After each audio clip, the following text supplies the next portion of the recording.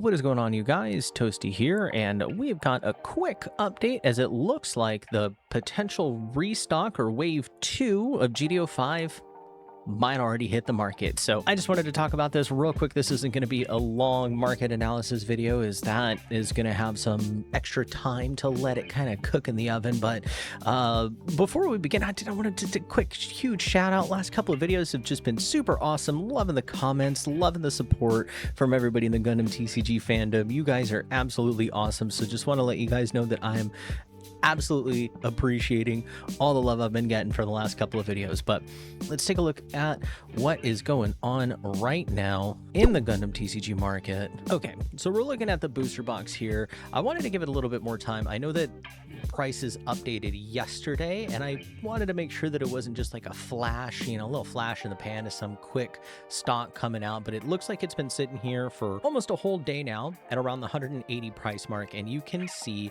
that the sell volume absolutely supports that. So we've got 335 booster boxes that were sold around that $185 price mark. Again, keep in mind that this is just a reflection of TCG Player. I love to use that disclaimer in videos like this because a lot of times they take this sample size as like gospel, and you got to look at a lot of different sources, but this is just really convenient and easy, and TCG Player makes it look fancy with their line graphs, but I digress. So over 300 booster boxes were sold around that $185 mark. It is currently sitting at around 182 shipped currently, lowest market right now. So prices themselves, dude, it looks like the market might be healing. Who knows how long this might last?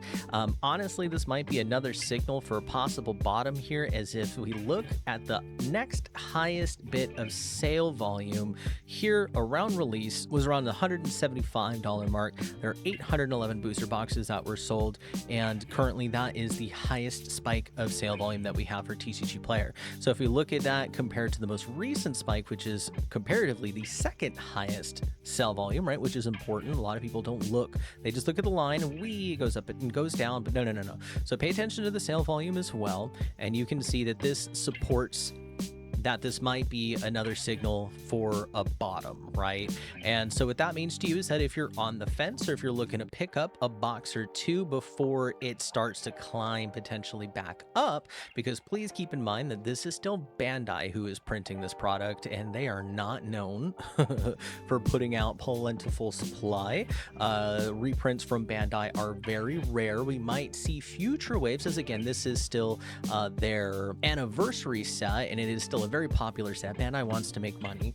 They're not gonna let this, go off for too long, but I do think that we may not see as many impactful future waves and or restocks. Again, I might be wrong. I'm hoping I'm wrong, but even if it is, I think on markets like TCG Player and eBay and other online stores, there is a baked in 30% markup nowadays, and it's again, we live in a topsy-turvy world. It used to be the complete opposite. You would actually save a lot of the times when you bought online. Pokemon booster boxes for under $100. Dude, let me know in the comments if you guys were part of the lucky times during the Sword and Shield block, etc., when you can get a Pokemon booster box for under $100. Nowadays, it ain't gonna happen. But anyways, so if we factor in, let's go ahead and pull up our trusty calculator. So let's do a little bit of math here. So it's $120 is what the MSRP, what the retail price is for a Gundam booster box. After taxes, about $130. We're not going to factor in taxes, as technically that should go onto the buyer, but we'll stick with a nice even number like $120.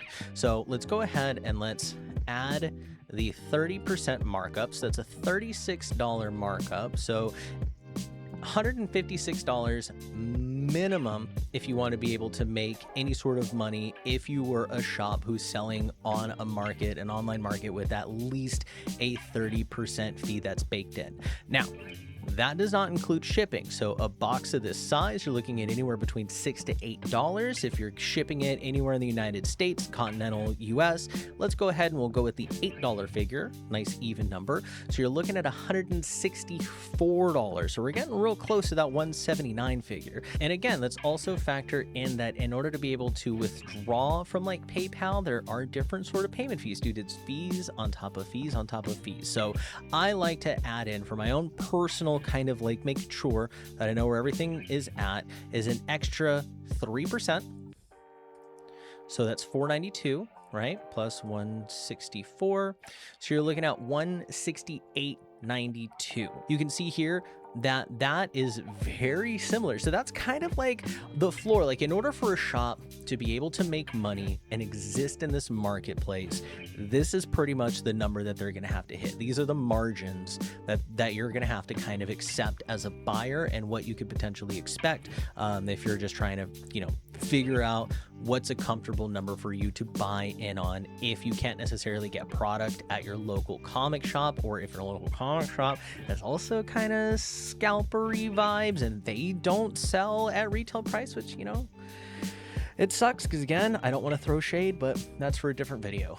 So, again, this is something that you should expect for online marketplaces to kind of operate somewhere comfortably. So that isn't a bad assumption to think that this 180-ish figure is a good signal for a possible bottom on the Freedom Ascension booster boxes. Because again, I don't necessarily see them getting any cheaper than this particular mark, because if they do, then that means that the store is selling them at a loss.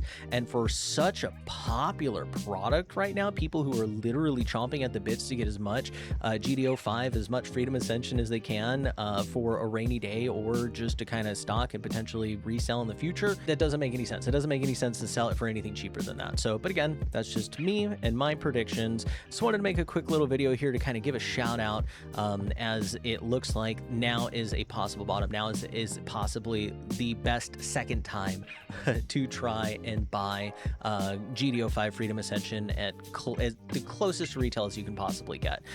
With that, let's go ahead and let's take a look and see if it has affected the single market whatsoever. Last I checked, I don't believe so. Yep, we got it sorted high to low. So let's take a quick peek at the highest card, the LR++, Wing Zero. Unaffected. These cards are so hard to pull. Again, right now it still might be a little bit early to tell, but these cards are so hard to pull that it looks like the prices for this aren't necessarily affected too bad. So the LR++s seem to be doing pretty well.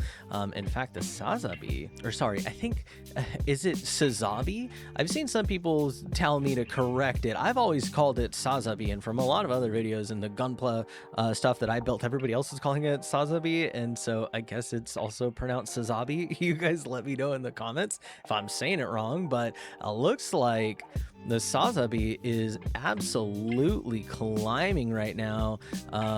As previously, this was only like a $1,400 card. I think people are starting to wise up to the Sazabi LR++. Yeah, everything else looks like it is not necessarily as affected. I'm not seeing any major dips currently. Again, we will see what the next few weeks have in store for some of these SPs as more stuff starts to get ripped open, and as the new Pokemon 30th anniversary and the OP17 comes out and people start selling off other cards that don't spark joy to try to fund further endeavors in the hobby. You might see some price action on some of these cards. So pay attention to this market in the next few weeks here. You might be able to snag some singles and or some booster boxes at the bottom, and hopefully this helps. So again, huge shout out to all you guys and recent subscribers, and you guys have been absolutely awesome. Growing this small channel, we've almost doubled in size since I posted the first Gundam video. That's right, we went from a whopping 25 subscribers to almost 50. We're almost hitting that 50 subscriber mark. So I wanted to give a quick little video, quick little update, as it looks like we might be seeing a possible bottom signal for the Gundam GD05 booster box market. So now might be a good time to snag one of these boxes while wave 2 is in flux. So anyways, this video is going on long enough. Keep it toasty out there, fellas. Peace.